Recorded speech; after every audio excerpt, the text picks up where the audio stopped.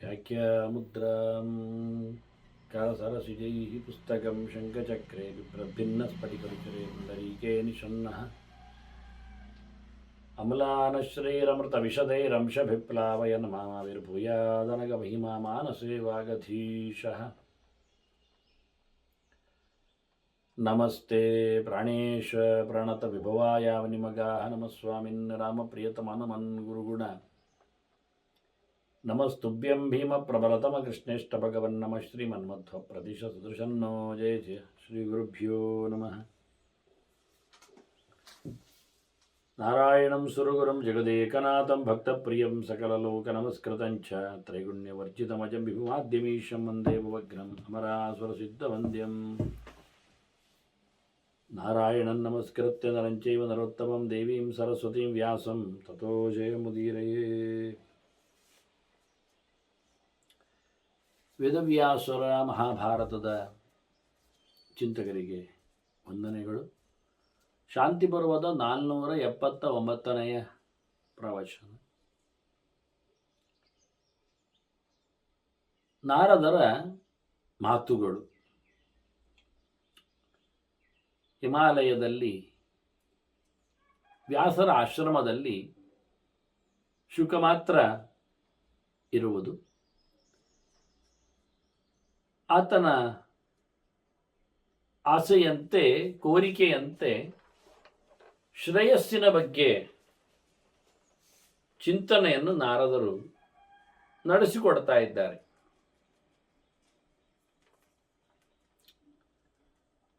ಮನುಷ್ಯ ಒಂದೊಮ್ಮೆ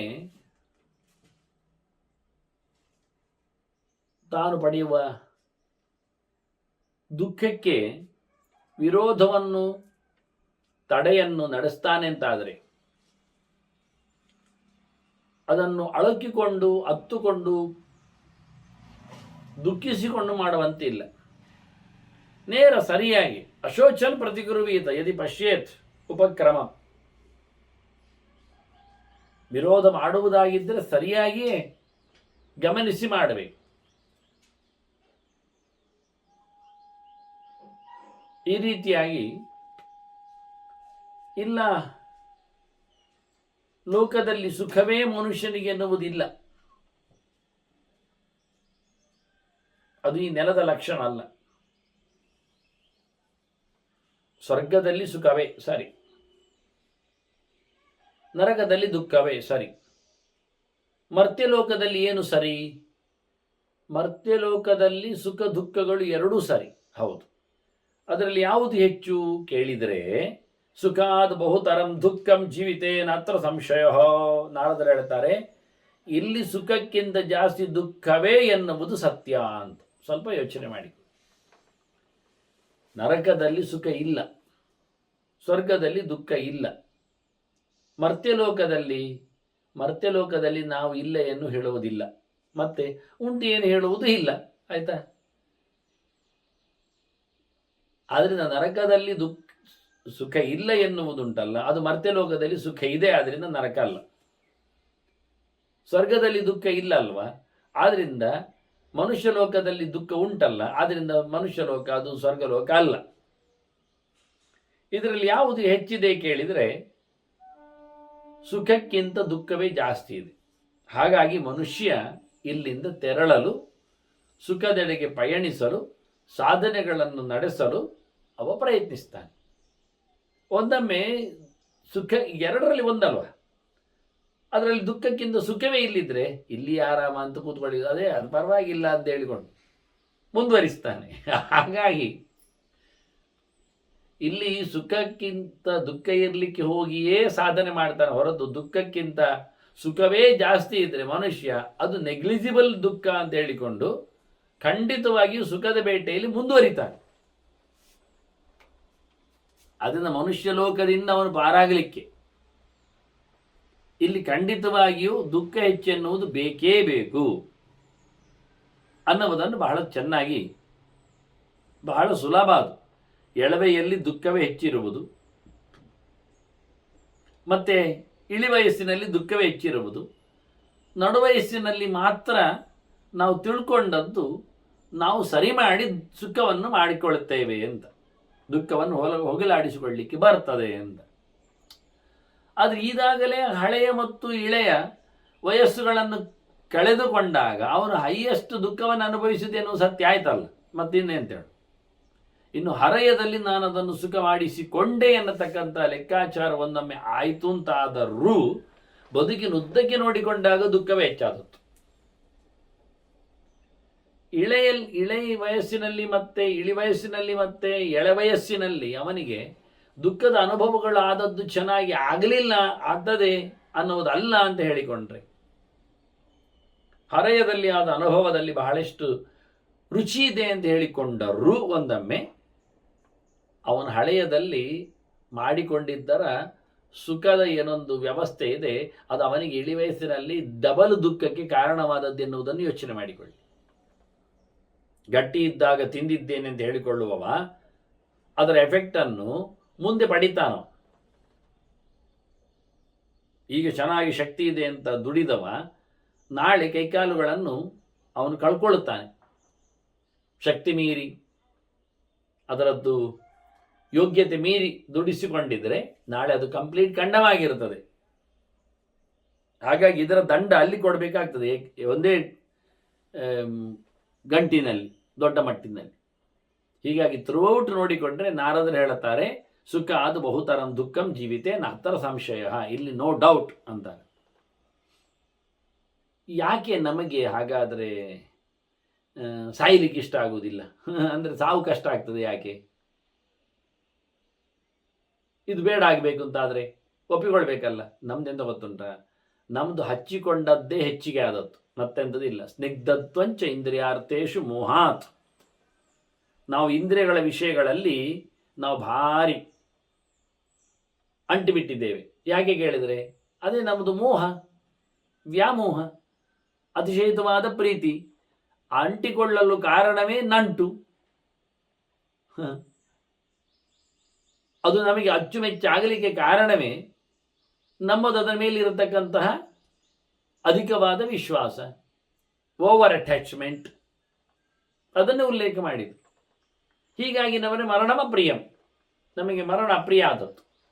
ಸಾವು ಕಷ್ಟ ಆಗಲಿ. ಹೇಗೆ ಕಾರಣ ಎಂದರೆ ನಮ್ಮ ಇಷ್ಟವಾದ ಇಂದ್ರಿಯಗಳ ಜೊತೆಯಲ್ಲಿ ನಾವು ಇಷ್ಟು ಕಷ್ಟಪಟ್ಟೆಲ್ಲ ಮಾಡಿಕೊಂಡಿದ್ದೇವಲ್ಲ ಅಂತೇವೆ ನಾವು. ಹೀಗಾಗಿ ನಾವು ಸೋಲುವುದು. ಪರಿತ್ಯಜದಿಯೋ ದುಃಖಂ ಸುಖಂ ವಾಪಿ ಉಭಯಂ ನರಃ ಅಭ್ಯೇತಿ ಬ್ರಹ್ಮಸ್ವಃ ಅತ್ಯಂತಂ ನತಂ ಶೋಚಂತಿ ಪಂಡಿತ. ಯಾರು ಈ ದುಃಖವನ್ನು ಕಳ್ಕೊಂಡು ಈ ಲೌಕಿಕವಾದ ಸುಖವನ್ನು ಸಹ ಅನುಭವಿಸಿಕೊಳ್ಳದೆ, ಇಷ್ಟಪಡದೆ, ಅದರ ಆಚೆಗೆ ಪರಬ್ರಹ್ಮದೆಡೆಗೆ, ಭಗವತ್ ತತ್ವದೆಡೆಗೆ ತನ್ನ ಸಾಧನೆಯನ್ನು ನಡೆಸಿಕೊಡುತ್ತಾನೋ ಅವನು ನಿಜವಾಗಿ ಈ ಲೋಕವನ್ನು ದಾಡುತ್ತಾನೆ. ಅಂಥವನ ಬಗ್ಗೆ ತಿಳಿದವರು ಬಹಳ ಖುಷಿ ಪಡುತ್ತಾರೆ. ಅಯ್ಯೋ ಪಾಪ, ಒದಾಡ್ತಾನೆ, ಹೇಳುವುದೇ ಇಲ್ಲ. ತಿಳಿದವರು ಅವನ ಸಾಧನೆಯನ್ನು ಕಂಡು ನಿಜವಾಗಿ ಸಾಧಕ ಇವ, ಮಾಡಬೇಕಾದ್ದು ಬೇಗನೆ ಮಾಡುತ್ತಾ ಇದ್ದಾನೆ ಅಂತ ಹೇಳ್ತಾರೆ. ಅದು ತನ್ನಷ್ಟಕ್ಕೆ ಬೀಜ ಬೀಳ್ತದೆ, ಬಿದ್ದಲ್ಲಿ ಕುಡಿ ಬರ್ತದೆ, ಅಲ್ಲೇ ಬೆಳೀತದೆ, ಅಲ್ಲೇ ಹಣ್ಣು ಕೊಡ್ತದೆ ಎಂದು ನಾವು ಯೋಚನೆ ಮಾಡಿದರೆ ಆಗುವುದೇ ಇಲ್ಲ. ನಾವಾಗಿ ಹೊಂಡ ತೋಡದೆ, ಗೊಬ್ಬರ ಹಾಕಿಸಿಕೊಳ್ಳದೆ, ಬೀಜವನ್ನು ಇಟ್ಟರೆ ಮಾತ್ರ ಹಾಕದೆ ಇದ್ದರೆ ಬೀಜ ಬಿದ್ದಲ್ಲಿ ಆಗಿಬಿಟ್ರೆ ಅದು ಗಟ್ಟಿ ಮರವೇ ಆಗುವುದಿಲ್ಲ, ಅದು ಬರಸ್ಸು ಬೆಳೆಯುವುದೂ ಇಲ್ಲ, ಬೇಕಾದಾಗ ಬೇಕಾದಷ್ಟು ಹಣ್ಣಂಪಲಗಳನ್ನು ಕೊಡುವುದೂ ಇಲ್ಲ. ಇದು ಅದರ ಕ್ರಮ. ಹೀಗಾಗಿ ನಾವಾಗಿ ಸಾಧನೆಯನ್ನು ಬಲಾತ್ಕಾರದಲ್ಲಿ ಮಾಡಬೇಕು. ಊಟ ಇಲ್ಲದಿದ್ದಾಗ ಉಪವಾಸ ಆಗ್ತದಲ್ಲ ಹೇಳುವುದಲ್ಲ. ಊಟ ಇದ್ದಾಗಲೇ ಉಪವಾಸ ಮಾಡಿಕೊಂಡು ನಾವು ಅದು ದೇವರ ಪ್ರೀತಿ ಅನ್ನೋದನ್ನು ವ್ಯವಸ್ಥೆ ಮಾಡಿಕೊಳ್ಬೇಕು ಹೊರತು ಅದು ಹೇಳಿದ್ದಷ್ಟೇ ನಾಟಕದಲ್ಲಿ, ಅದು ನಮಗೆ ಇಷ್ಟ ಆಗಲಿಕ್ಕೋಸ್ಕರ, ಅದು ರೋಚನಾರ್ಥ. ಅವ ಹೇಗೂ ಅವನದ್ದು ದನ ಕಳೆದು ಹೋಗಿತ್ತು, ಕಾಡಿಗೆ ಹುಡುಕಿಗೆ ಹೋದಾಗ ಕಾಡಿಗೆ ಹೋಗಿಬಿಟ್ಟ, ಕತ್ತಲಾಗಿ ದಾರಿ ತಪ್ಪಿತು, ಕ್ರೂರ ಮೃಗದ ಸದ್ದು ಕೇಳಿ ಅವ ಮರ ಹತ್ತಿ ಕುಳಿತ ಹೆದರಿ. ಅವುಗಳು ಎಲ್ಲಿ ಮರ ಹತ್ತಿ ತನ್ನನ್ನು ಬೀಳಿಸ್ತಾವೋ ಅಂತ ಹೆದರಿಕೊಂಡು ಕಣ್ಣು ಮಿಟಿಯುಕ್ಕಿಸಿಕೊಂಡು ಚೆನ್ನಾಗಿ ನಿದ್ದೆ ಮಾಡಿಕೊಳ್ಳದೆ ಎಚ್ಚರದಲ್ಲಿ ಮರದಲ್ಲಿ ನಿಂತ. ಎಚ್ಚರ ತಪ್ಪದಂತೆ ಇರಲಿಕ್ಕೋಸ್ಕರ ಕೈಯಲ್ಲಿ ಒಂದು ಕೆಲಸ ಮಾಡಿಕೊಂಡ, ಒಂದೊಂದೇ ಎಲೆಯನ್ನು ಕಿತ್ತು ಕೆಳ ಹಾಕ್ತಾ ಬಂದ ಅಂತ. ಬೆಳಿಗ್ಗಿನವರೆಗೆ ಅವನು ಮಾಡಿದ್ದಿದೆ ಕೆಲಸ. ರಾತ್ರಿಯಿಂದ ಬೆಳಗ್ಗಿನವರೆಗೆ ಎಲೆ ಕುಯ್ಯುವುದು, ಕೆಳಗೆ ಹಾಕುವುದು. ಇಲ್ಲಾದ್ರೆ ನಿದ್ದೆ ಬರ್ತದೆ ಅವನಿಗೆ. ಅಲ್ಲಿ ಒಂದು ಕಮಿಟ್ಮೆಂಟ್ ಅವನದ್ದು, ನಿದ್ದೆ ಓಡಿಸುವ ಒಂದು ವಿಧಾನ. ಹಾಡು ಹೇಳುವ ಅಂದರೆ ಬಾಯಿ ಬಚ್ಚಿದ್ರಲ್ಲಿ ಮತ್ತೆ ನಿದ್ದೆ ಬರ್ತದೆ. ಹಾಗಾಗಿ ಅಷ್ಟೇ ಅಲ್ಲದೆ ಸದ್ದು ಕೇಳಿ ಪ್ರಾಣಿಗಳು ಓಡಿ ಬರ್ತವೆ. ಹೀಗಾಗಿ ಅದು ಮಾಡಲಿಕ್ಕೆ ಆಗಲಿಲ್ಲ ಅವನಿಗೆ. ಇದೊಂದು ಕೆಲಸ ಮಾಡಿದ, ನಿಧಾನಕ್ಕೆ ಒಂದೊಂದು ಎಲೆ ತೆಗೆದು ಹಾಕಿದ. ಕೊನೆಗೆ ಅವನಿಗೆ ಬೆಳಗಾದಾಗ ಅವನಿಗೆ ವಿಮಾನ ಬಂತಂತೆ, ದೇವಲೋಕತ್ತು. ಸ್ವರ್ಗಕ್ಕೆ ತೆರಳಿದ ಅಂತ, ದೇಹ ಬಿಟ್ಟು. ಹೇಗೆ ಕೇಳಿದರೆ ಅದು ಕೇಳ್ತಾರಂತೆ, ಅವ ಆ ದನವನ್ನು ಹುಡ್ಕೊಂಡು ಹೋದ ಕಾಡಿಗೆ ಹೋದ್ನಲ್ಲ, ಅದು ಅವನು ಕಾಡಿಗೆ ದಾರಿ ತಪ್ಪಿ ಹೋದದ್ದು. ಅದು ಬಿಲ್ಲುವ ವನಕ್ಕೆ ಹೋಗಿದ್ದಾನವ. ಆ ಬಿಲ್ಲುವ ಮರವನ್ನೇ ಹತ್ತಿದ್ದವ ಅದರಲ್ಲಿ ಒಂದು. ಆ ಬಿಲ್ಲುವ ಮರದ ವೈಶಿಷ್ಟ್ಯ ಏನು ಕೇಳಿದರೆ, ಅಲ್ಲಿ ಒಂದು ಪ್ರಧಾನವಾದ ಬಿಲ್ಲುವದ ಮರದ ಅಡಿಯಲ್ಲಿ ಯಾವುದೋ ಋಷಿ ಪ್ರತಿಷ್ಠೆ ಮಾಡಿದ ಲಿಂಗ ಇತ್ತಂತೆ. ಎಷ್ಟೋ ಸಮಯದಿಂದ ಅದು ಯಾರಿಗೆ ಗೊತ್ತಾಗದೆ, ಪೂಜೆ ಇಲ್ಲದೆ ಬಾಳು ಬಿದ್ದಿತ್ತು. ಇವು ಹತ್ತಿದ ಮರ, ಅದು ಬಿಲ್ವ ಮರ, ಅದೇ ಬಿಲ್ವೇಶ್ವರನ ಮರ ಅದು. ಇವ ಹತ್ತಿ ಒಂದೊಂದೇ ಎಲೆ ಕೆಳಗೆ ಹಾಕ್ತಿದ್ದಲ್ಲ, ಅದು ಬಿಲ್ವ ಎಲೆ. ಆ ಬಿಲ್ವ ಎಲೆಯಿಂದ ಅವನು ರಾತ್ರಿಯಿಂದ ಬೆಳಗಿನವರೆಗೆ ಸಾವಿರ ಗಟ್ಟಲೆ ಬಿಲ್ವ ಪತ್ರಗಳಿಂದ ಅವನು ಅರ್ಚನೆ ಮಾಡಿಬಿಟ್ಟಿದ್ದಾನೆ ಲಿಂಗಕ್ಕೆ. ಹಾಗಾಗಿ ತಿಳಿದು ಮಾಡಲಿ, ತಿಳಿಯದೇ ಮಾಡಲಿ, ಮಂತ್ರಯುತವಾಗಿ ಮಾಡಲಿ, ಮಂತ್ರ ಇಲ್ಲದೇ ಮಾಡಲಿ, ಬಿಲ್ವ ಪತ್ರದಲ್ಲಿರತಕ್ಕ ವೈಶಿಷ್ಟ್ಯ ತ್ರಿಮೂರ್ತಿಗಳದ್ದು, ಅದು ಮಹಾತ್ಮ ಪ್ರತಿಷ್ಠೆ ಮಾಡಿದ ಲಿಂಗದ ತಲೆಯ ಮೇಲೆ ಹಾಕ್ತಾ ಇದ್ದಾನೆಂದರೆ, ಅದು ನಿದ್ದೆ ಬಿಟ್ಟು ರಾತ್ರಿ ಜಾಗರಣೆ ಮಾಡ್ತಾ, ಅದು ಆ ದಿವಸ ಮಾಘ ಕೃಷ್ಣ ಚತುರ್ದಶಿ ಬಂದುಬಿಟ್ಟಿದೆ, ಶಿವರಾತ್ರಿ ಆಗಿದೆ. ಅದ್ಭುತವಾಗಿ ಶಿವಲೋಕಕ್ಕೆ ಅವಪಯಣವನ್ನು ಬೆಳೆಸಿದ್ದಾನೆ ಅಂತ ಹೇಳಿಬಿಡ್ತಾರೆ. ಹೀಗಾಗಿ ಗೊತ್ತಿಲ್ಲದೆ ಆದದ್ದಕ್ಕೂ ಬೆಲೆ ಇದೆ ಅಂತ ತಿಳಿಸಿಬಿಡುತ್ತಾರೆ. ನಿಜವಾಗಿ ಇಲ್ಲಿ ಅವನ ಜನ್ಮಾಂತರದ ಲೆಕ್ಕಾಚಾರದಲ್ಲಿ ನೋಡಿಕೊಂಡ್ರೆ, ಅವನು ಹಿಂದೆ ಮಾಡಿದ ಜಪತಪ ಅನುಷ್ಠಾನಗಳ ಇರಲಿಕ್ಕೆ ಹೋಗಿ ಒಂದು ಬಿಲ್ಲುವತ್ತ ಅರ್ಚನೆ ಅವನದ್ದು ಶಾರ್ಟ್ ಆಗಿದೆ. ಅದು ಇಲ್ಲಿ ಆಯಿತು, ಅಲ್ಲಿ ಮುಗಿದೋಯ್ತು ಅಂತ ಹೇಳಿಕೊಳ್ಳಲಿಕ್ಕೆ ಬರ್ತದೆ. ಮತ್ತು ಇವನ್ನೆಲ್ಲ ಕೆಲವು ಕಥೆಗಳಲ್ಲಿ ಶಿಕ್ಷಣವನ್ನು ಗ್ರಹಿಸಿ ಘಟನೆಯನ್ನು ಮರೆಯಿರಿ ಅಂತಾರೆ. ಘಟನೆ ಆಗಬೇಕಾಗಿಲ್ಲ. ಆಪತ್ತುಗಾಲದಲ್ಲಿ ವೈರಿಗಳೊಟ್ಟಿಗೂ ನಾವು ಫ್ರೆಂಡ್ಶಿಪ್ಪನ್ನು ಮಾಡಲಿಕ್ಕೆ ಉಂಟು ಅಂತ ಹೇಳುವಂಥದ್ದು ಒಂದು ಪಲಿತನ ಕಥೆಯಲ್ಲಿ ಹಿಂದೆ ಹೇಳಿದ್ದಾರೆ, ಇಲಿಬೆಕ್ಕಿನ ಕಥೆಯಲ್ಲಿ ಎಲ್ಲ. ಹಾಗಾಗಿ ಆ ಇಲಿಬೆಕ್ಕೆಲ್ಲ ಒಟ್ಟಾಗಿತ್ತು, ಹೌದಾ, ಅದರಲ್ಲಿ ಮಾತಾಡ್ತದ ಎಲ್ಲ ಕೇಳಲಿಕ್ಕೆ ಹೋಗಬೇಡಿ, ಅದು ಕತೆ. ಅದರಲ್ಲಿ ನಮಗೆ ನೀತಿಯನ್ನು ಗ್ರಹಿಸಬೇಕು, ನಾವು ಶಿಕ್ಷಣವನ್ನು ಕಲಿಬೇಕು. ಅದರಿಂದ ಇಲ್ಲಿ ಏನು ಶಿಕ್ಷಣ? ವಾಸ್ತವವಾಗಿ ಬಿಲ್ಲದ ಸ್ಯಾಕ್ರಿಫೈಸ್, ಲಿಂಗದ ಪೂಜೆ, ರಾತ್ರಿಯ ಜಾಗರಣೆ, ಇವೆಲ್ಲ ಅರ್ಥ ಮಾಡಿಕೊಳ್ಳಿಕ್ಕಿರುವಂಥದ್ದು. ಹಾಗಾಗಿ ಬಲಾತ್ಕಾರದಲ್ಲಿ ಉಪವಾಸ ಮಾಡಿದರೆ ಲಾಭ ಇಲ್ಲವೇ? ಇದೆ, ದೈಹಿಕವಾಗಿ ಲಾಭ ಇದೆ. ಅದು ಆವತ್ತು ಏಕಾದಶಿ ಬಂದು ಬಿಟ್ಟಿದರೆ, ಅದು ಪ್ರಥಮ ಏಕಾದಶಿಯೋ ಅಥವಾ ಗೋವಿಂದ ಏಕಾದಶಿಯೋ, ಒಂದು ಪ್ರಸಿದ್ಧವಾದ ಏಕಾದಶಿ ಬಂದುಬಿಟ್ರೆ, ಆವತ್ತು ಅವನಿಗೆ ಯಾವುದೋ ಪ್ರಕಾರವಾದ ಒಂದು ರೋಗವೋ ಅಥವಾ ಯಾವುದೋ ಒಂದು ಬಸ್ಸು ತಪ್ಪಿಯೋ ಅದು ಯಾವುದೋ ಒಂದು ನೆಲೆಯಲ್ಲಿಯೋ ಅವನಿಗೆ ಉಪವಾಸ ಆಗಿ ಹೋದರೆ ಫಲ ಬರುವುದಿಲ್ಲ ಅಂತಲ್ಲ, ಆದರೆ ಅಜ್ಞಾನದಿಂದ ಮಾಡಿದಾಗಿರತಕ್ಕ ಫಲ ಹೆಚ್ಚು. ಅದನ್ನು ಗಮನಿಸಬೇಕು. ಹೀಗಾಗಿ ಬಹಳ ಚೆಂದಾಗಿ ಅವನು ಮಾಡಿರತಕ್ಕ ಸಾಧನೆಗಳನ್ನು ನೋಡಿ ತಿಳಿದವರು ಬಹಳ ಖುಷಿ ಪಡ್ತಾರೆ. ನೋಡಿ, ಸಂಪತ್ತನ್ನು ಮಾಡುವಾಗ, ಅದನ್ನು ದುಡಿಸಿಕೊಳ್ಳುವಾಗ, ಅದನ್ನು ಖರ್ಚು ಮಾಡುವಾಗ ಎಲ್ಲಿಯಾದರೂ ನಮಗೆ ಖುಷಿ ಆಗ್ತದ? ದುಡ್ಡು ಒಟ್ಟು ಮಾಡಲಿಕ್ಕೆ ಹೋದಾಗ ಖುಷಿ ಉಂಟಾ? ಇಲ್ಲ. ಒದ್ದಾಡದೆ ದುಡ್ಡು ಕೊಡುವುದಿಲ್ಲ. ಬೆಳಗ್ಗಿಂದ ಸಂಜೆವರೆಗೆ ಅವನೇನಾದರೂ ಕೆಲಸ ಮಾಡಿದರೆ ಸಂಜೆ ಅವನಿಗೆ ಸಂಬಳ ಸಿಗ್ತದೆ, ದುಡ್ಡು ಸಿಗ್ತದೆ, ದಕ್ಷಿಣ ಸಿಗ್ತದೆ. ಈಗ ಅವನು ಭಾರಿ ಖುಷಿ ಆಯಿತು ಹೇಳುದ, ನನಗೆ ದುಡ್ಡು ಸಿಕ್ಕಿದ್ದು. ಹೌದು, ದುಡ್ಡು ಸಿಕ್ಕಿತು, ನಿನಗೆ ಖುಷಿ ಆಯಿತು, ಒಪ್ತೇನೆ. ಆದರೆ ಬೆಳಗ್ಗಿಂದ ಸಂಜೆವರೆಗೆ ದುಡಿಲಿಲ್ಲ, ನೀನು ಕಷ್ಟಪಡಲಿಲ್ವಾ, ಬೆವರಿಳಿಸ್ಲಿಲ್ವಾ, ಸೊಂಟ ಬಗ್ಗಿಸ್ಲಿಲ್ವಾ, ಕೈಕಾಲು ನೋವು ಆಗಲಿಲ್ವಾ? ಸಮ ಆಯ್ತಲ್ಲ ಈಗ. ಸರಿ, ಇದನ್ನೇನು ಮಾಡ್ತಿ? ಖುಷಿ ಉಂಟಿಟ್ಕೊಂಡಿದ್ದೇನೆ, ಹೌದು, ಮತ್ತೆ ನಾನು ನಾಳೆ ಅದನ್ನು ತಗೊಂಡೋಗಿ ಡ್ರೈ ಫ್ರೂಟ್ಸ್ ಎಲ್ಲ ತರ್ತೇನೆ. ಸರಿ, ತಂದುಬಿಡು. ಈಗ ಅದು ಖರ್ಚಾಯ್ತು ಅವನಿಗೆ. ದುಡ್ಡಲ್ಲಿ ಉಂಟು, ದುಡ್ಡಲ್ಲಿ ಕೊಟ್ಟಿದ್ದೇನೆ ಅಂಗಡಿಗೆ. ಮತ್ತು ನಿನ್ನೆ ಅಷ್ಟು ಕಷ್ಟಪಟ್ಟು ಸಂಪಾದನೆ ಮಾಡಿದ್ದಲ್ಲ, ಮುಗಿದೋಯ್ತಲ್ಲ ಇವತ್ತು ಸುಲಾಭದಲ್ಲಿ, ಖಾಲಿ ಆಯ್ತಲ್ಲ. ಹೌದು, ಖಾಲಿ ಆಯ್ತು. ಸ್ವಲ್ಪ ಬೇಜಾರು ಆಗ್ತದೆ, ನಿಮ್ಮವರಿಗೆ ಸಣ್ಣದಾಗ್ತದೆ. ಆದರೆ ಕೈಯಲ್ಲಿ ಡ್ರೈ ಫ್ರೂಟ್ಸ್ ಬಂದಿದೆ ಎಲ್ಲ ಹೇಳಿ ಸ್ವಲ್ಪ ಖುಷಿ ಆಗ್ತದೆ. ಸರಿ, ತಿಂದಾಕು, ತಿಂದಾಕಿದ. ಈಗ ಎಲ್ಲಿ ಹೋಯ್ತು ದುಡ್ಡು? ಡ್ರೈ ಫ್ರೂಟ್ಸ್ ಎಲ್ಲಿ ಹೋಯ್ತು? ಎಂಥದಿಲ್ಲ ಕೈಯಲ್ಲಿ ಈಗ. ಆದ್ದರಿಂದ ದುಡ್ಡು ಮಾಡುವಾಗಲೂ ಕಷ್ಟ, ಅದನ್ನು ಕಳೆದು ವ್ಯವಸ್ಥೆಗೊಳಿಸುವಾಗ, ವಿನಿಮಯ ಮಾಡುವಾಗಲೂ ಕಷ್ಟ, ವ್ಯಾಪಾರ ಮಾಡುವಾಗಲೂ. ಮತ್ತೊಂದೊಮ್ಮೆ ಅದು ಕಳೆದೋದ್ರೆ ಇನ್ನು ಪೂರ ಕಷ್ಟವೇ. ಯಾರಾದರೂ ಕದ್ದೋದ್ರೆ, ಗೆದ್ದಲು ಹಿಡಿದೋದ್ರೆ ಕೆಲವರದ್ದು. ಅದನ್ನು ಸಂಪತ್ತು ಮನುಷ್ಯನನ್ನು ಸುಖಗೊಳಿಸುವುದಿಲ್ಲ. ಅವ ತಿಂದಿದ್ದಾನೆ ಖುಷಿಯಲ್ಲಿ, ಮತ್ತೆ ಮರುದಿನ ಹೇಳುವಾಗ ಹೇಳುತ್ತಾನೆ, ನಾನು ನಿನ್ನೆ ಮಾರಾಯರಿ ಡ್ರೈ ಫ್ರೂಟ್ಸ್ ಎಲ್ಲ ತಿಂದದ್ದು, ಈಗ ಅದು ಹೊಟ್ಟೆ ತೊಳಸಿಬಿಟ್ಟು ಅಜೀರ್ಣ ಆಗಿ 4 ಮಾತ್ರೆ ತಗೊಳ್ಳಿಕ್ಕೆ ಹೋಯ್ತು. ಡಾಕ್ಟರ್ ಫೀಸು ಮಾರೆ ಕಂಡಾಬಿಟ್ಟೆ 300 ಕೇಳಿದವ. ಮತ್ತೆ ಪುನಃ 1 ವಾರ ಬಿಟ್ಟು ಬನ್ನಿ ಹೇಳಿದ್ದಾನೆ. ನಾನು ಹೋಗುವುದೇ ಇಲ್ಲ ಅಂದ ಇವ. ಯಾಕೆ? ಅವ್ರು ಮತ್ತೆ ದುಡ್ಡು ಕೇಳ್ತಾರೆ, ಮತ್ತೆ ಇನ್ನು ಹೊಟ್ಟೆ ಸರಿಯಾಗೋದು ಬೇಡವಾ ಅಂತಾರೆ. ಈಗೇನಾಯಿತು? ದುಡ್ಡನ್ನು ನಾವು ಮಾಡಿದಾಗ ಕಷ್ಟಪಟ್ಟೆವು, ಅದನ್ನು ವ್ಯಾಪಾರ ಮಾಡಿದಾಗ ನೊಂದುಕೊಂಡೆವು.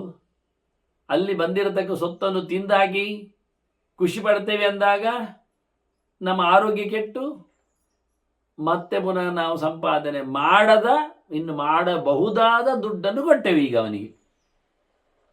ಎಲ್ಲಿ ಉಂಟೀಗ? 1 ಸಂಪಾದನೆಯ ದುಡ್ಡಿನಿಂದ 3 ಲಾಸ್ ಆಯ್ತು. ಈಗ 3 ಸಾಲ ಆಗ್ತದೆ, 3 ಕಡೆಯಲ್ಲಿ ತೊಂದರೆ ಆಯಿತು.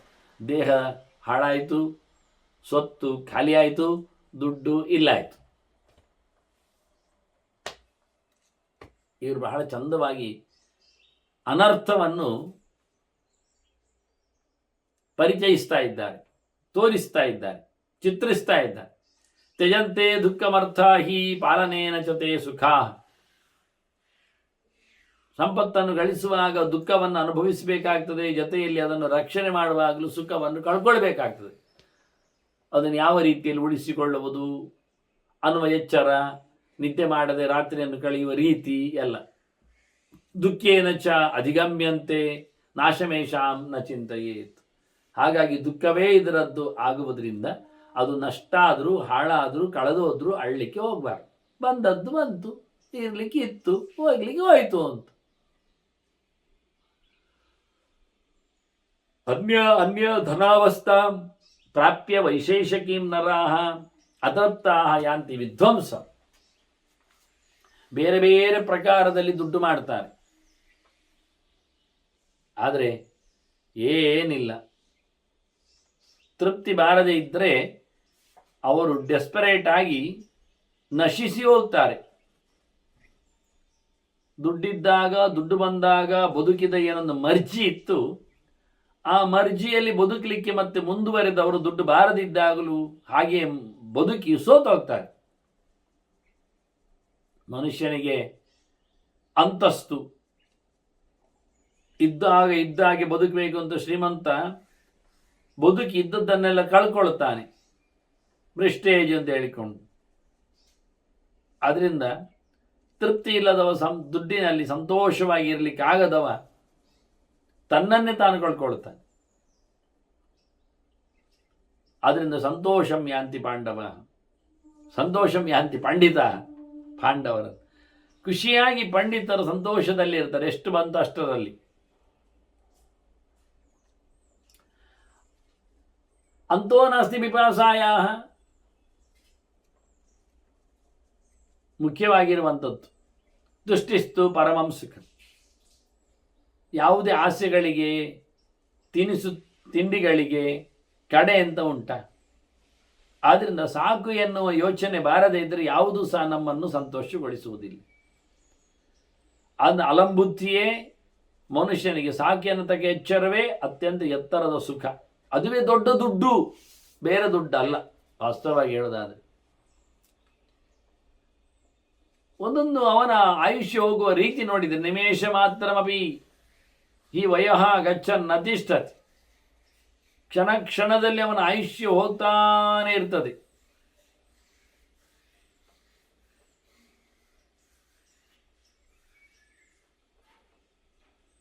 ದೇಹ ನಿತ್ಯ ಅಲ್ಲವರ ಸ್ವಶರೀಶೇಷು ಅನಿತ್ಯೇಶು.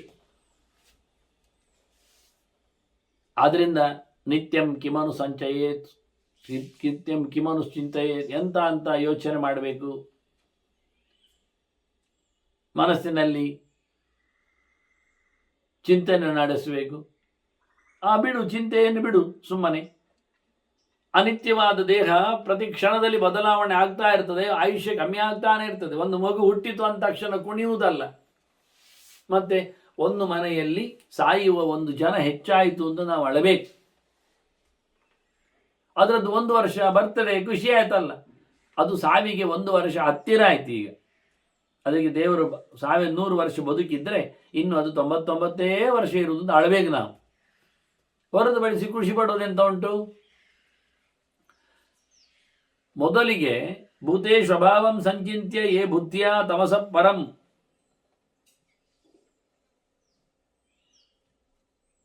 ಎಲ್ಲದರ ಕೊನೆಯನ್ನು ಯೋಚನೆ ಮಾಡಿಕೊಂಡವ ಯೋ ಬುದ್ಧ್ವಾ ತಮಸ ಪರಂ. ಎಲ್ಲ ಕತ್ತಲಿನ ಆಚೆಗೆ ಇರುವ ಭಗವಂತನನ್ನು ಯಾರು ಚಿಂತನೆ ಮಾಡ್ತಾನೆ, ಇಲ್ಲೆಲ್ಲ ಇರತಕ್ಕಂಥ ವಸ್ತುಗಳ ನಾಶವನ್ನು ಯಾರು ಅನುಸಂಧಾನಕ್ಕೆ ತಂದುಕೊಳ್ಳುತ್ತಾನೆ, ಅಂಥವನು ಎಂದೂ ಸಹ ಮತ್ತೆ ಇಲ್ಲಿಂದ ತೆರಳಿದಾಗ ಅಳುವುದಿಲ್ಲ. ನ ಶೋಚಂತಿ ಗತಾಧ್ವಾನಃ ಪಶ್ಯಂತಹ ಪರಮಾಂಗತಿ. ಅವನಿಗೆ ಉತ್ತಮವಾದ ಡೆಸ್ಟಿನೇಷನ್ ಇದೆ ಮುಂದೆ. ಅವನದರ ಆಚಿನ ಸ್ವತ್ತನ್ನು ಯೋಚನೆ ಮಾಡಿದ್ದ. ಹಾಗಾಗಿ ಅವನ ದಾರಿ ಅದು ಬೆಳಕಿನ ದಾರಿ ಆಗ್ತದೆ. ತಥಾಪಿ ಉಪಾಯಂ ಸಂಪಶ್ಯೇತ್ ದುಃಖಸ್ಯ ಪರಿಮೋಕ್ಷಣೆ. ಇಲ್ಲಿದ್ದಾಗಲೂ ದುಃಖವನ್ನು ಪರಿಮೋಕ್ಷಣೆ ಮಾಡಲಿಕ್ಕೆ, ತೆಗಿಲಿಕ್ಕೆ, ದುಃಖದಿಂದ ದೂರ ಆಗಲಿಕ್ಕೆ ಆದಷ್ಟು ಪ್ರಯತ್ನಿಸಬೇಕು. ದುಃಖ ತೆಗೆಯಬೇಕಾದಂತಹ ಸಾಧನೆಗಳನ್ನು, ಉಪಾಯಗಳನ್ನು ಆತ ನಡೆಸಬೇಕು.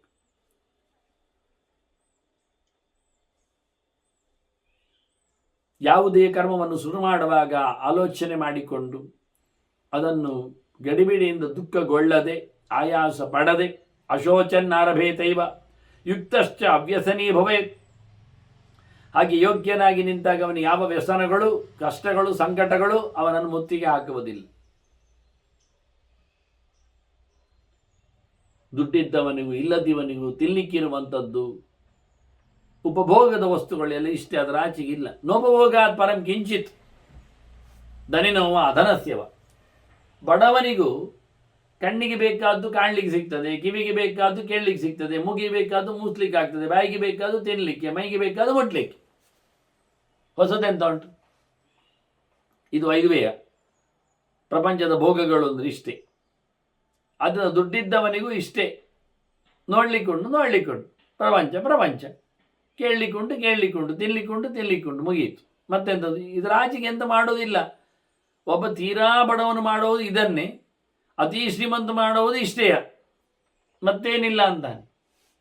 ಪಂಚಭೂತಗಳ ತರ್ಪಣ, ತೃಪ್ತಿ, ಅವುಗಳನ್ನು ಸಂತೋಷಗೊಳಿಸುವ ವಿಧಾನ.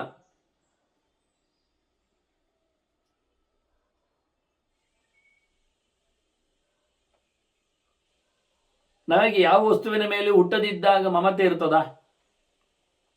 ಮಗು ಹುಟ್ಟದ ಮುಂಚೆ ನಾವೇನದು ಬೊಬ್ಬೆ ಹೊಡಿತಾ ಇರ್ತೇವ? ಎಂಥದ್ದು ಗೊತ್ತೇ ಇಲ್ಲ ನಮಗೆ. ಹಾಗಿರುವಾಗ ಹುಟ್ಟಿದ ತಕ್ಷಣ ಅದಕ್ಕೆ ನಮ್ಮ ಮೇಲೆ ಯಾಕೆ ಅಷ್ಟೆಲ್ಲ ವ್ಯಾಮೋಹ, ಅಟ್ಯಾಚ್ಮೆಂಟ್? ಸಂಪ್ರಯೋಗಾತ್ ಭೂತಾನಾಂ ನಾಸ್ತಿ ದುಃಖಂ ಪರಾಯಣ. ಮೊದಲು ಎಂಥದ್ದು ಅಳ್ಳಿಲ್ಲ, ನಾವು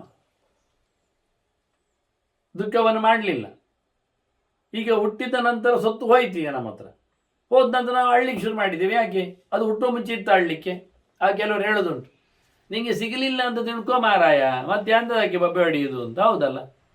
ಸಿಗದೇ ಇದ್ದಾಗ ಆರಾಮಿದ್ದಿ, ಈಗ ಸಿಕ್ಕಿ ಕಳೆದೋದ ತಕ್ಷಣ ಬೊಬ್ಬೆ ಹೊಡ್ಲಿಕ್ಕೆ ಶುರು ಮಾಡಿದ್ದಿ, ಅಯ್ಯೋ ಅಂತ ಯಾಕೆ ಹೇಳ್ತೀಯ? ಮೊದಲು ಯಾವ ನೆಲೆಯಲ್ಲಿ ನೀನು ಇದ್ದಿ ಆರಾಮವಾಗಿ, ಈಗಲೂ ಹಾಗೆ ನೀರಿರು, ಬಂದ್ರು ಹೋದ್ರು ಅಷ್ಟೇ, ಅದರ ಆಚೆ ಏನಿಲ್ಲ. ಹೀಗೆ ದುಃಖವನ್ನು ಬಿಡುವ ರೀತಿ ಹೇಳಿಕೊಡ್ತಾರೆ. ಮನುಷ್ಯನಿಗೆ ತಿನ್ನಬೇಕು, ತಿರುಗಬೇಕು, ಬಯಸಬೇಕು, ಬೆದಬೇಕು ಎಂದು ಕಾಣುವಂಥದ್ದನ್ನು ಗಟ್ಟಿ ಮನಸ್ಸು ಮಾಡಿಕೊಂಡು ಬಿಡಬೇಕು. ಧೃತ್ಯಾ ಶಿಷ್ಣೋದರಂ ರಕ್ಷೇತ್. ತಿನ್ನಲಿಕ್ಕೆ ಎಲ್ಲರಿಗೂ ಬೇಕೇ ಕಾಣ್ತದೆ, ತಿಂದು ಬಿಡೋದು ತಿನ್ನಬೇಕಾದ್ದು ಅಂತೇಳಿ ಹಾಳಾಗಿ ಹೋಗ್ತಾನೆ. ಮತ್ತೆ ಜನ್ಮದಲ್ಲಿ ತಿನ್ನಲಿಕ್ಕೆ ಅವನಿಗೆ ಆಗುವುದಿಲ್ಲ ಎಂಥದ್ದು ಸಹ, ಬೇಕಾಬಿಟ್ಟು ತಿಂದವ. ಅದರಂತೆ ಪಾಣಿಪಾದಂಚ ಚಕ್ಷುಷ, ಕೈಕಾಲುಗಳನ್ನು ಚೆನ್ನಾಗಿ ಕಣ್ಣಿನಿಂದ ರಕ್ಷಣೆ ಮಾಡಬೇಕು. ಕಣ್ಣು ನೋಡಿ ಕಾಲಿಡಬೇಕಲ್ವಾ, ಕಣ್ಣು ನೋಡಿ ಕೈ ಹಾಕಬೇಕಲ್ಲ. ನಾನು ಹೋದೆ ಸೀದೆ ಏಕಲಿಕ್ಕೆ ಮಾರ್ಯಾರೆ, ಅಷ್ಟೊತ್ತಿನಲ್ಲಿ ಅದು ಒಂದು ಅಲ್ಲಿ ಹರಿತಾ ಇತ್ತು, ಅದು ಕಚ್ಚಿದ್ದು ನನ್ನ ಕೈಗೆ, ಹಾಗೆ ಹೇಳುದಾ? ನೀನು ನೋಡಿ ಕೈ ಹಾಕ್ಲಿಕ್ಕೆ ಏನು ಕೇಳ್ತಾರೆ, ಹೌದಲ್ಲ? ಮತ್ತೆ ಹಾಗೆ ನಾನು ಸೀದಾ ಹೋಗ್ತಾ ಇದ್ದೆ ಮಾರೆ, ಹೊಂಡಕ್ಕೆ ಬುಳಮ್ಮ ಬಿದ್ದದ್ದೆ ಯಾಕೆ ಕರ್ಮಕ್ಕೆ? ನಾನು ನೋಡ್ಲಿಲ್ಲ ಅದಕ್ಕೆ. ಮತ್ತೆ ಆಯ್ತಾ, ನೋಡ್ಬೇಕಲ್ಲ. ಕಾಲಿಡುವ ಮುಂಚೆ ನೋಡು, ಕೈ ಹಾಕುವ ಮುಂಚೆ ನೋಡು. ಅದರಿಂದ ಕೈಕಾಲುಗಳನ್ನು ಕಣ್ಣಿನಿಂದ ರಕ್ಷಣೆ ಮಾಡು.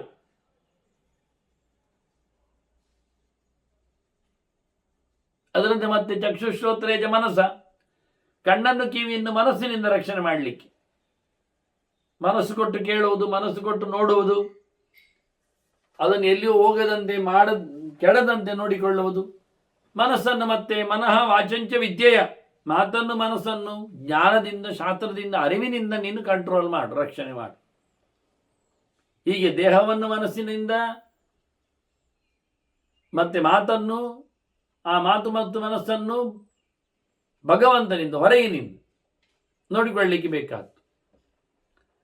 ಇಡೀ ಜಗತ್ತಿನ ಮೇಲೆ ಇರತಕ್ಕಂಥ ನಿನ್ನ ಏನೊಂದು ಪ್ರಣಯ ಉಂಟು, ಪ್ರೀತಿ ಉಂಟು, ವಿಶ್ವಾಸ ಉಂಟು, ಅದನ್ನೆಲ್ಲ ಕಮ್ಮಿ ಮಾಡು ಮಾರೆಯ. ಪ್ರಣಯಂ ಪ್ರತಿಸಂಭ್ರತ್ಯ ಸಂಸ್ನಿಗ್ಧೇಶು ಇತರೇಶು ಚ. ಅವರು ನನ್ನನ್ನು ಭಾರಿ ಮೋಕೆ ಮಾಡ್ತಾರೆ, ಮಾಡಲಿ, ಅವರ ಮೇಲೂ ನಿನ್ನ ಪ್ರೀತಿ ಬೇಡ. ಅಲ್ಲ, ಅವರು ಇತರರಿದ್ದಾರಲ್ಲ, ಅವರು ನಮ್ಮನ್ನು ಯೋಚನೆ ಮಾಡುವುದಿಲ್ಲ, ನಾನು ಅವರನ್ನು ಯೋಚನೆ ಮಾಡ್ತೇನೆ, ಬೇಡ ಅವರನ್ನು. ನಿನ್ನ ಬಗ್ಗೆ ಯೋಚಿಸುವವರನ್ನು ನೀನು ಮರೆತು ಬಿಡು. ನಿನ್ನ ಬಗ್ಗೆ ಯೋಚಿಸದವರನ್ನು ಸಹ ನೀನು ಯೋಚಿಸಲೇ ಬೇಡ, ಅವರು ಹೇಗೂ ನಿನ್ನನ್ನು ಯೋಚಿಸುವುದಿಲ್ಲಲ್ಲ. ಹೀಗಾಗಿ ಲೋಕದ ಮೇಲಿನ ವಿಶ್ವಾಸವನ್ನು ಮೊಟಕುಗೊಳಿಸಿಬಿಡು, ಇಲ್ಲ ಮಾಡಿಕು. ಆಗ ಅಷ್ಟು ಜನರಿಂದ ಅವನು ಹೊರಗೆ ಬಂದಂತೆ ಆಗ್ತದೆ. ಅದಕ್ಕೋಸ್ಕರ ಇಂತಹ ಒಂದು ಸಿದ್ಧಾಂತವನ್ನು ಉಲ್ಲೇಖ ಮಾಡಿದರು ಅವರು. ವಿಚರೇತ್ ಅಸಮುನ್ನದ್ಧ, ಯಾವುದರ ಮೇಲೂ ಅಂಟಿಕೊಳ್ಳದೆ, ದುಂಬಾಲು ಬೀಳದೆ ಹಾಗೆ ಬದುಕಬೇಕು, ಹಾಗೆ ತಿನ್ನಬೇಕು. ಸುಖಿ ಸಚ ಪಂಡಿತ, ಅವನೇ ನಿಜವಾದ ಯೋಗ್ಯನಾದಂಥ ಅದಿತವ ಸುಖಿ ಇದ್ದಾನೆ, ತಿಳಿದವ ಅಂತ ಅನಿಸಿಕೊಳ್ಳುತ್ತಾನೆ. ಅಧ್ಯಾತ್ಮರತಿ ಆಸೀನಃ ನಿರಪೇಕ್ಷ ನಿರಾಮಿಷಃ ಆತ್ಮನೈವ ಸಹಾಯೇನ ಯಶ್ಚರೇತ್ ಸ ಸುಖಿ ಭವೇತ್. ಸುಖಿಯಾಗಲಿಕ್ಕೆ ಒಂದು ಒಳ್ಳೆಯ ಟಿಪ್ಸ್ಗಳು. ವಾಸ್ತವವಾಗಿ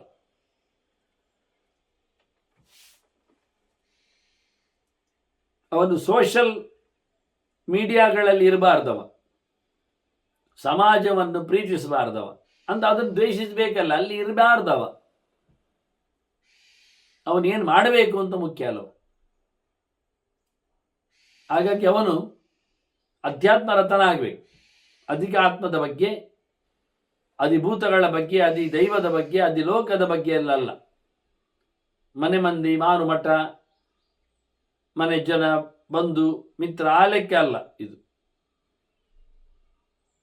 ಹಾಗಾಗಿ ಬಹಳ ಚಂದವಾಗಿ ಅಧ್ಯಾತ್ಮದ ಮೇಲೆ ಆಸಕ್ತನಾಗು. ಸುಮ್ಮನೆ ಒಂದೆಡೆ ಕೂತ್ಕೋ, ಕಂಡಾಬಟ್ಟೆ ತಿರುಗಬೇಡ. ಹಾಗೆ ಎಲ್ಲರೂ ಯಾವ್ಯಾವುದೋ ಕೆಲಸ ಕೊಡ್ತಾರೆ, ಮತ್ತೆ ಅದನ್ನು ನಡೆಸಬೇಕಾಗ್ತದೆ, ಅಲ್ಲಿ ಮತ್ತೆ ಸಿಕ್ಕಿ ಬೀಳ್ತದೆ. ಹಾಗಾಗಿ ಕಣ್ಣಿಗೆ ಕಂಡ್ರೆ ತಾನೆ ಯಾರಿಗೂ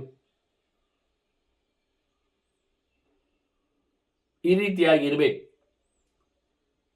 ಅದರೊಟ್ಟಿಗೆ ಯಾವುದರ ಅಪೇಕ್ಷೆ ಇಲ್ಲ, ಆಸೆ ಬಿಟ್ಟವ, ಯಾವುದನ್ನು ಬೇಕು ಹೇಳದವ, ಯಾರ ಹಂಗೂ ಇಲ್ಲದೆ ಬದುಕುವವ, ಮತ್ತೆ ಕೇವಲ ದೇವರ ಸಹಾಯದಿಂದಿದ್ದಾನೆ. ಒಳಗಿಂದ ಭಗವಂತನ ವಿಶೇಷವಾದಂತಹ ಕರುಣೆ, ಅನುಗ್ರಹ ಹೊರಗಿನಿಂದ, ಮತ್ತೆ ಹೊರಗಿನ ಅವನದ್ದು ಪ್ರಯತ್ನದ ಕ್ರಮ. ಅದನ್ನ ಜೀವ ದೇಹದಲ್ಲಿದ್ದಾನೆ, ಕೆಲಸ ಮಾಡ್ತಾನೆ. ದೇವರು ಒಳಗಿದ್ದುಕೊಂಡು ಎಲ್ಲವನ್ನು ಪ್ರೇರಣೆ ಮಾಡಿಸ್ತಾ ಇದ್ದಾರೆ. ಹೀಗಾಗಿ ಭಗವಂತನ ನೆನಪಿನಲ್ಲಿ ಬದುಕುವವ ಎಷ್ಟರೇ ಸುಖೀಬಹುದು, ಯಾವಾಗಲೂ ಅವನು ಆರಾಮವಾಗಿ ಇರುತ್ತಾನೆ. ಸುಖ ದುಃಖ ವಿಪರ್ಯಾಸ ಯದಾ ಸಮನುಪಶ್ಯತೆ, ಒಂದರ ನಂತರ ಒಂದು ಯಾವತ್ತು ಬೀಳ್ತಾ ಇರ್ತದೆ. ಅದು ಸುಖವೇ ಕೆಲವೊಮ್ಮೆ ದುಃಖವಾಗಿ ಬರ್ತದೆ, ದುಃಖ ಕೆಲವೊಮ್ಮೆ ಸುಖವಾಗಿ ಅನುಭವಕ್ಕೆ ಸಿಗ್ತದೆ. ಆಗ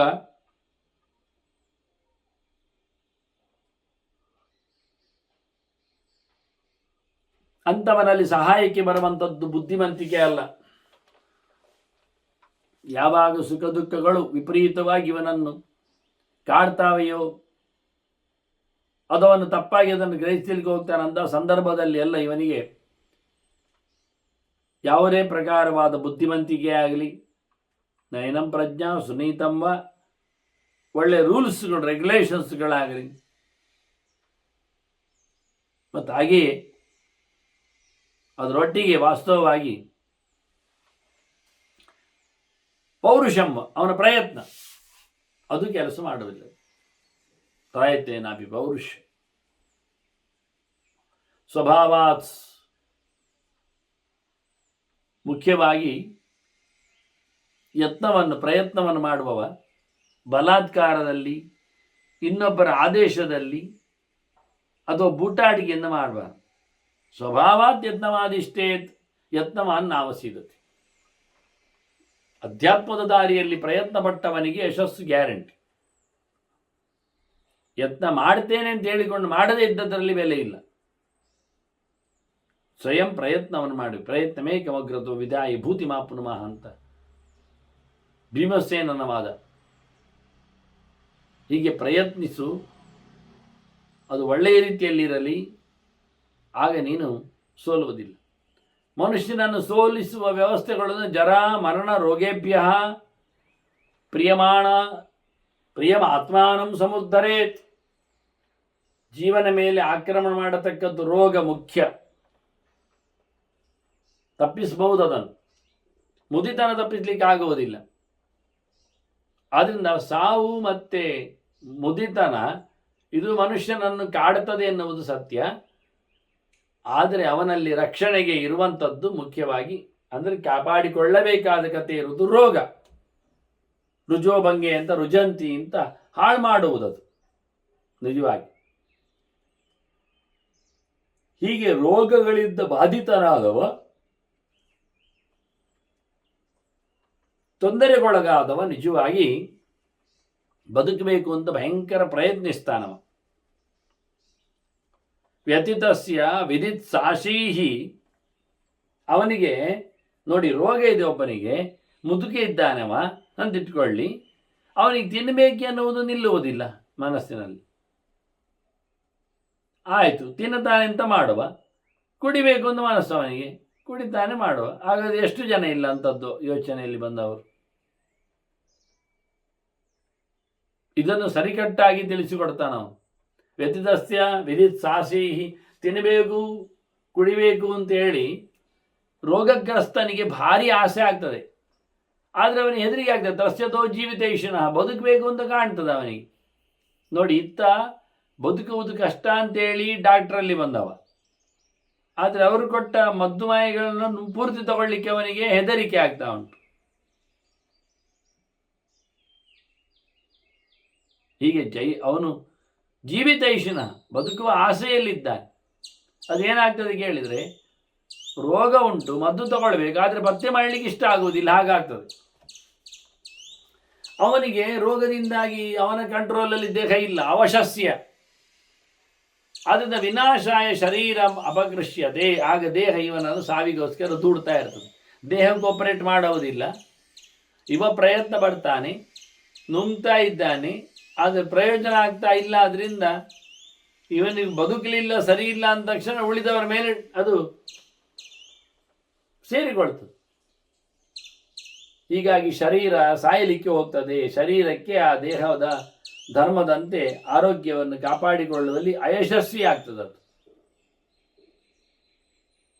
ಮನುಷ್ಯನ ಆಯುಷ್ಯ ನಿಲ್ಲುವುದಿಲ್ಲ, ಸೋರಿ ಹೋಗ್ತದೆ. ಸ್ರವಂತಿ ನಾನು ಇವರ್ತಂತೆ, ಹೋದದ್ದು ಬರ್ತದ ದಿನ ಇಲ್ಲ.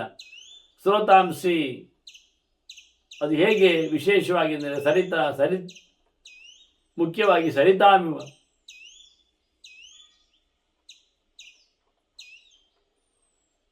ನದಿವೆ ನಿಜವಾದ ಕಾಲುವೆಗಳಂತೆ.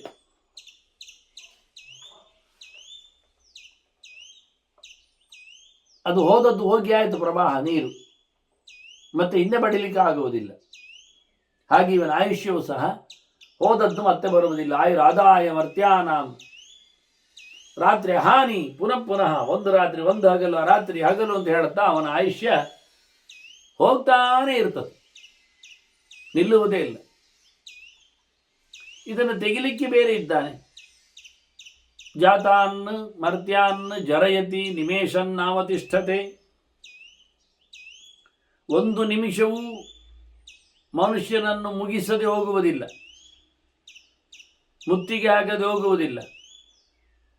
ಮುದ್ದು ಮಾಡುವುದಕ್ಕಿಂತ ಹೆಚ್ಚು ಅದು ಗುದ್ದು ಕೊಡುತ್ತದೆ. ಪ್ರತಿಯೊಂದು ನಿಮಿಷ ಮನುಷ್ಯನನ್ನು ಜರ್ಜರಿತವನ್ನಾಗಿಸ್ತದೆ, ಮುದುಕತನಕ್ಕೆ ಹತ್ತಿರ ಮಾಡ್ತಾ ಇರ್ತದೆ.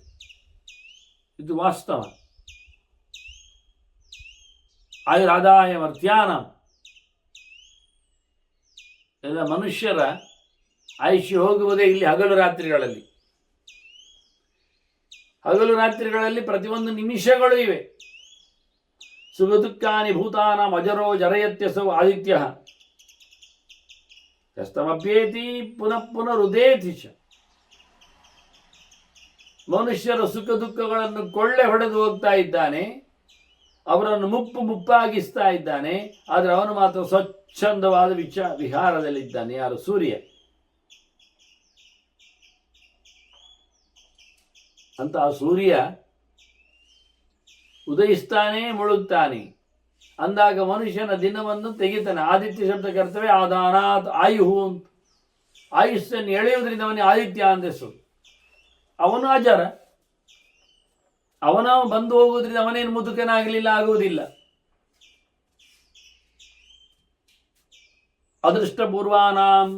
ಅದೃಷ್ಟಪೂರ್ವಾನ್ ಆದಾಯ ಮನುಷ್ಯಾಣ ವಾಸ್ತವವಾಗಿ ಭಾವಾನ್ ಅಪರಿಶಂಕಿತಾನ್. ಇವತ್ತಿನವರಿಗೆ ಕಂಡು ಕೇಳರಿಯದ ವಿಚಿತ್ರವಾಗಿರತಕ್ಕಂಥ ವ್ಯವಸ್ಥೆಗಳು, ಸ್ವಭಾವಗಳು, ನೋಟಗಳು ಇವನ್ನೆಲ್ಲ ನೋಡದೆಯೇ, ನೋಡಲಿಕ್ಕೆ ಆಗದೆಯೇ ದಿನ ಕಳೆದೋ ಮತ್ತೊಂದು ಬಗೆಯಿಂದ. ಹಾಗಾಗಿ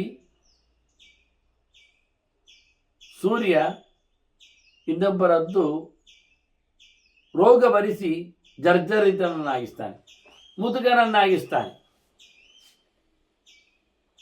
ಅವನು ಹುಟ್ಟುವುದರಿಂದ, ಅವನು ಉದಯಿಸುವುದರಿಂದ ಮತ್ತು ಅವನು ಅಸ್ತ ಮಾಡುವುದರಿಂದ ಮನುಷ್ಯ ಪ್ರತಿನಿತ್ಯ 24 ಗಂಟೆ ಹತ್ತಿರ ಇದ್ದಾನೆ ಹೇಳಿಕೊಂಡು ಸಂದೇಶವನ್ನು ತೋರಿಸಿ ಹೋಗ್ತಾ ಇದ್ದಾನೆ. ಇಷ್ಟರವರೆಗೆ ಕಂಡು ಕೇಳರಿದೇ ಇರತಕ್ಕಂಥ ಕೆಲವು ಭಾವಗಳು, ಚೋದನೆಗಳು,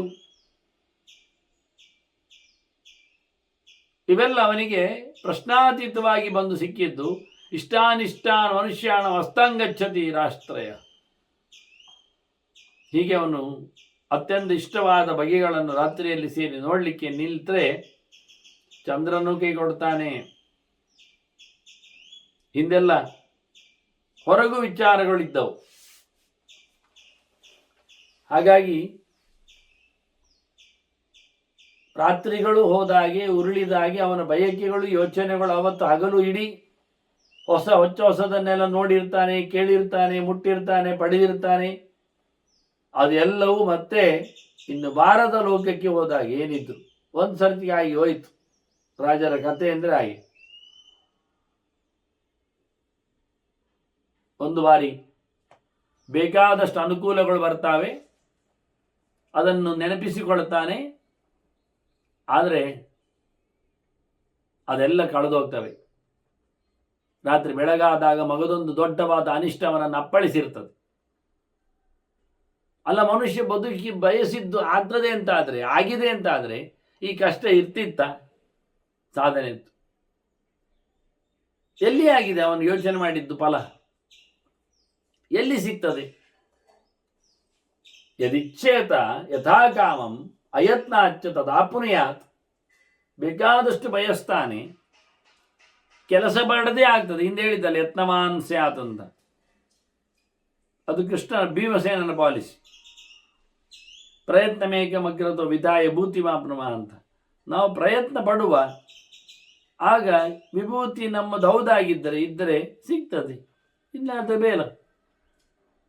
ಆ ರೀತಿಯಾಗಿ ನಾವು ಇಚ್ಛಿಸಿದ್ದೆಲ್ಲ ಒಂದೊಮ್ಮೆ ಆಗುವುದಾಗಿದ್ದರೆ, ಅದು ಪ್ರಯತ್ನ ಪಡೆದ ಸುಖವಾಗಿಯೇ ಒಂದೊಮ್ಮೆ ಆಗುವುದಾಗಿದ್ದರೆ ಯಾರಿಗೇನು ಕಷ್ಟ? ಆದರೆ ಇವತ್ತು ನಾವು ಪರಾಧೀನರಾಗಿದ್ದೇವಲ್ಲ, ಆದ್ರಿಂದ ಸಿಗುವುದಿಲ್ಲ. ಎದಿಸ್ಯಾನ್ನ ಪರಾಧೀನ. ನಾವು ಸ್ವತಂತ್ರರಾಗಿದ್ದರೆ ಬಯಸಿದ್ದೆಲ್ಲ ಸಿಗ್ತಿತ್ತು, ನಾವು ಹಾಗೆ ಬಯಸ್ತಿದ್ದೆವು. ಆದರೆ ನಾವು ಯಾವುದೇ ಬಯಸಿದ್ದು ಇಚ್ಛಿಸಿದ್ದು ಯಾವುದು ಆಗ್ತಾ ಇಲ್ಲ. ಯಾಕೆಂದರೆ ನಾವು ಸ್ವತಂತ್ರರೇ ಅಲ್ಲ. ಆದ್ರಿಂದ ಏನಾಯಿತು, ನಾವು ಮಾಡಿದ್ದರ ಕೆಲಸದಲ್ಲಿಯೂ ಅಷ್ಟೇ ಪುರುಷಸ್ಯ ಕ್ರಿಯಾಫಲಂ, ನಾವು ಮಾಡಿದ್ದರ ಕೆಲಸದಲ್ಲಿ ಅಷ್ಟೇ ಲಾಭ, ಅಷ್ಟೇ ವಿಷಯ. ನಾವು ಸ್ವತಂತ್ರರಲ್ಲದೇ ಇರುವುದರಿಂದ ನಮಗೆ ಯಾವುದೇ ಪ್ರಕಾರವಾದಂತಹ ಲಾಭಗಳು ನಮ್ಮ ಅಧೀನವಾಗಿ ಇಲ್ಲವೇ ಇಲ್ಲ. ಆದ್ದರಿಂದ ಇನ್ನಿತರರ ಅಧೀನದಲ್ಲಿರತಕ್ಕಂಥ ಸುಖ ದುಃಖಗಳ ಭೋಗಕ್ಕೋಸ್ಕರ ನಾವು ಖಂಡಿತವಾಗಿಯೂ ಬದ್ಧರಾಗಲೇಬೇಕು, ಅವರನ್ನು ಸೇರಲೇಬೇಕು ಆ ದೃಷ್ಟಿಯಲ್ಲಿ. ಹೀಗಾಗಿ ನಮಗೆ ಸ್ವಾತಂತ್ರ್ಯ ಇಲ್ಲ, ನಾವು ಪರಾಧೀನರು. ಹಾಗೆ ಯಾವುದೇ ಪ್ರಕಾರದ ಸೊತ್ತುಗಳು ನಮಗೆ ಸಿಗಲಿಲ್ಲ, ಮುಟ್ಲಿಕ್ಕೆ ಬರಲಿಲ್ಲ.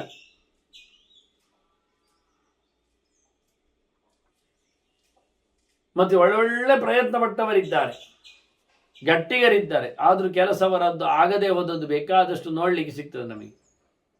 ಸಂಯತಾಶ್ಚ ಹಿ ದಕ್ಷಾಶ್ಚ ಮತಿಮಂತಶ್ಚ ಮಾನವಾಹ ದೃಶ್ಯಂತೆ. ಒಳ್ಳೆ ರೀತಿಯಿಂದ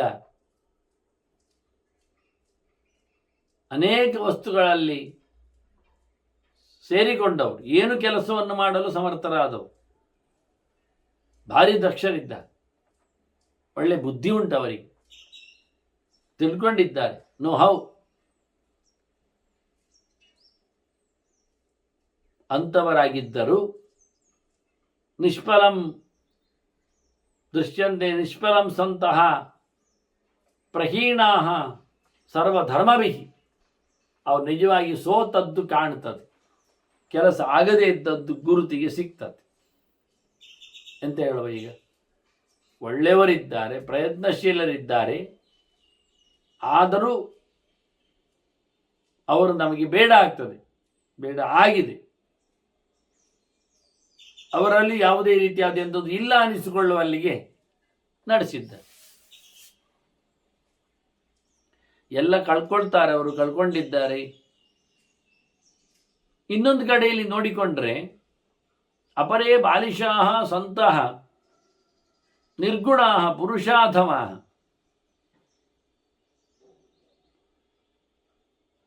ಅಶುಭೈರಪಿ ಸಂಯುಕ್ತಾ ದೃಶ್ಯಂತೆ ಸತ್ಯಗಾಮಿನ. ಒಂದು ಕಡೆಯಲ್ಲಿ ಒಳ್ಳೆಯವರಿದ್ದಾರೆ, ಒಳ್ಳೆದು ಮಾಡ್ತಾ ಇದ್ದಾರೆ, ಒಳ್ಳೆದು ಆಲೋಚನೆಗಳವರಲ್ಲಿವೆ, ಆದರೆ ಕೆಲಸ ಆಗಲಿಲ್ಲ ಅವರದ್ದು. ಅವರು ಸ್ವತಂತ್ರರಲ್ಲ ಅದರಿಂದ. ಇನ್ನೊಂದು ಕಡೆಯಲ್ಲಿ ಏನೂ ಯೋಗ್ಯತೆ ಇಲ್ಲದವರಿದ್ದಾರೆ, ಚೈಲ್ಡಿಶ್.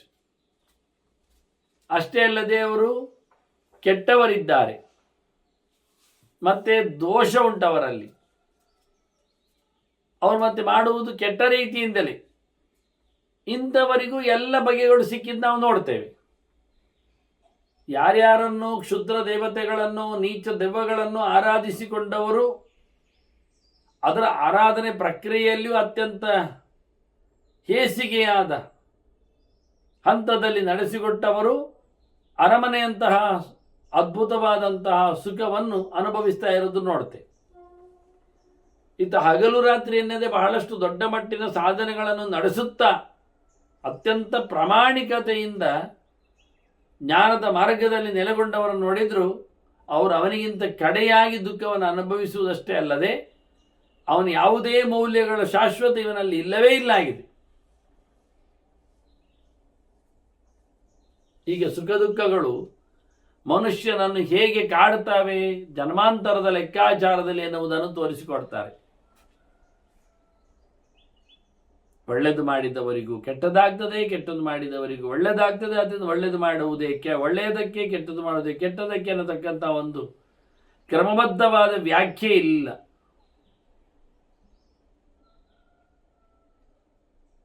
ಅದಕ್ಕಾಗಿ ನಾರದರು ಹೇಳ್ತಾರೆ, ಭೂತಾನಾಂ ಅಪರಃ ಕಶ್ಚಿತ್ ಹಿಂಸಾಯಾಂ ಸತತೋತ್ಥಿತ, ಒಬ್ಬ ಪ್ರಾಣಿ ದಯೇ ಇಲ್ಲದವ, ನಿರಂತರವಾಗಿ ಮನುಷ್ಯನನ್ನು ಸೇರಿಸಿಕೊಂಡು ಹೊಡೆದು ಹಾಕುವವ,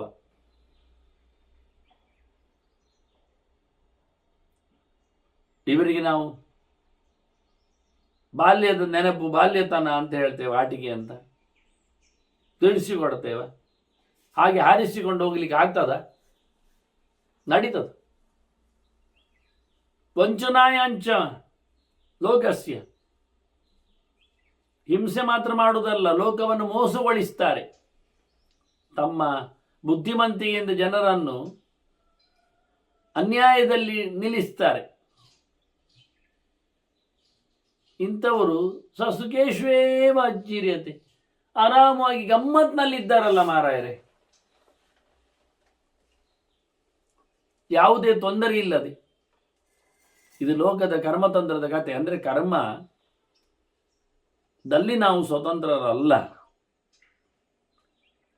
ನೆನಪಿಸಿಕೊಂಡ ಕೆಲಸ ಆಗುವುದಿಲ್ಲ. ಒಂದು ಮಾನಸಿಕವಾಗಿಯೂ ನಾವೇನು ಗಟ್ಟಿಗರಲ್ಲ. ಕೃತಿಯಲ್ಲಿ ಕೆಲಸ ಮಾಡಿ ಕಷ್ಟಪಟ್ಟು ಅದರಿಂದ ನಾವು ಸಕ್ಸಸ್ ಆಗಿ ಕೇಳಿದರೆ ಅದು ಗ್ಯಾರಂಟಿ ಇಲ್ಲ. ಎಷ್ಟೋ ಗಣಪತಿ ಪ್ರತಿಮೆ ಮಾಡಿದ್ದಾಗಲಿ, ಗೌರಿ ಪ್ರತಿಮೆ ಮಾಡಿದ್ದಾಗಲಿ ತುಂಡಾಗಿ ಒಣಗಿ ಹೋದದ್ದುಂಟು.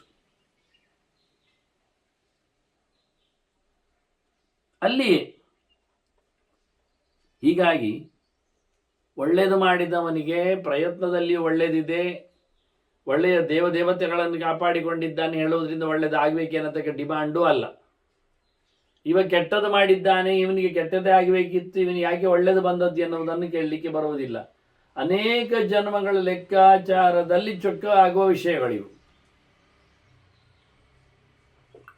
ಮಾಡಿದ್ದನ್ನು ಯೋಚನೆ ಮಾಡಿದ್ದನ್ನು ಅವನು ಪಡೀಲಿಕ್ಕೆ ಬೇಕಾಗಿರತಕ್ಕಂಥ ಅವನಲ್ಲಿ ಸ್ವಾತಂತ್ರ್ಯ ಇಲ್ಲ ಎನ್ನುವುದು ಮುಖ್ಯ. ಅದನ್ನು ಭ್ರಮಿಸಿಕೊಂಡು ಮಾಡಿದವರು ಶೈನ್ ಆಗ್ತಾ ಇದ್ದಾರೆ ಎನ್ನುವುದು ದೊಡ್ಡ ಸಂಗತಿ. ದೇವರನ್ನು ಬಿಟ್ಟು ಇನ್ನೇನು ಇರುವುದಿಲ್ಲಲ್ಲ. ಹಾಗಾಗಿ ಅವನ ಪ್ರಯತ್ನ ಭಗವಂತನ ಅನುಗ್ರಹದಿಂದ ಮಾತ್ರ ಸಫಲ ಆಗುತ್ತೆ, ಬೇರೆ ಯಾವ ಸಂದರ್ಭದಲ್ಲಿ. ಹೀಗಾಗಿ ಅಧ್ಯಾತ್ಮದ ಆಸಕ್ತಿ ಎನ್ನುವುದೇ ಬಹಳ ದೊಡ್ಡದಾದ ಸಂಗತಿ ಆಗಲಿಕ್ಕೆ ಹೋಗಿ ವ್ಯಕ್ತಿಯ ಪ್ರಯತ್ನವನ್ನು, ವ್ಯಕ್ತಿಯ ಯೋಗ್ಯತೆಯನ್ನು ನೋಡಿಕೊಂಡೇ ಕ್ರಿಯೆಯ ಫಲವನ್ನೆಲ್ಲ ಹೇಳಲಿಕ್ಕೆ ಆಗುವುದಿಲ್ಲ ಅಂತ ಹೇಳ್ತಾ ಎರಡು ವಾದಗಳಿವೆ. ಒಳ್ಳೆಯದು ಮಾಡಿ ಕೆಟ್ಟದ್ದಾದದ್ದಿದೆ, ಕೆಟ್ಟದ್ದು ಮಾಡಿದವನೇ ಒಳ್ಳೆಯದಾದದ್ದಿದೆ ಅನ್ನೋದ್ರಿಂದ ಕರ್ಮಕ್ಕೆ ಕೆಟ್ಟದ್ದಕ್ಕೆ ಒಳ್ಳೆಯದೇ ಫಲ, ಒಳ್ಳೆಯ ಕರ್ಮಕ್ಕೆ ಕೆಟ್ಟದೇ ಫಲ ಅಂತ ಆಗಲಿ, ಅಥವಾ ಕೆಟ್ಟ ಕರ್ಮಕ್ಕೆ ಕೆಟ್ಟ ಫಲವೇ, ಒಳ್ಳೆಯ ಕರ್ಮ ಒಳ್ಳೆಯೇ ಫಲ ಅಂತ ಹೇಳಿ ನಿರ್ಬಂಧವನ್ನು ಇಲ್ಲಿ ಮಾಡಲಿಕ್ಕೆ ಬರುವುದಿಲ್ಲ. ಯಾಕೆಂದರೆ ಕರ್ಮಸ್ವಾಮಿಯಾದ ದೇವರು ಅವನ ಜನ್ಮಾಂತರದ, ಮುಂದಿನ ಜನ್ಮದ, ಲೋಕಕ್ಕೆ ಬೇಕಾದ ಎಲ್ಲ ತಂತ್ರಗಳನ್ನು ನೋಡಿಕೊಂಡು ಅದನ್ನು ಫಲಮುಖನನ್ನಾಗಿಸ್ತಾನೆ ಎನ್ನುವ ಸಿದ್ಧಾಂತ. ಮನುಷ್ಯ ಜೀವ ಮಾಡಬೇಕಾದ ಕರ್ಮವನ್ನು ವಿದ್ಯುಕ್ತವಾಗಿ ನಡೆಸುವುದಷ್ಟೇ ಅವನ ಕರ್ತವ್ಯ ಎನ್ನುವ ನೆಲೆಯಲ್ಲಿ ಈ ಸಿದ್ಧಾಂತದೆಡೆಗೆ ಮತ್ತೊಮ್ಮೆ ನಾರದರು ನೋಟವನ್ನು ಹರಿಸಿದ್ದಾರೆ. ಮುಂದಿನ ಚಿಂತನೆಗಳ ಮತ್ತೆ ಸೇರಿದಾಗ ಶುಕರಿಗೆ ಇನ್ನೂ ತತ್ವಬೋಧನೆಗಳ ಗೆರೆಗಳು, ಶುಕರ ಜನ್ಮದ ನಂತರದಲ್ಲಿನವರ ಕಥೆಗಳು, ಬದುಕಿನ ಓಟಗಳೆಲ್ಲ ಮುಂದೆ ಮತ್ತೆ ಬರಲಿವೆ. ಅದನ್ನು ಮತ್ತೆ ಕೇಳುವ ವಂದನೆಗಳೊಂದಿಗೆ ಶ್ರೀಕೃಷ್ಣ ನಾರಾಯಣ ನಾರಾಯಣ.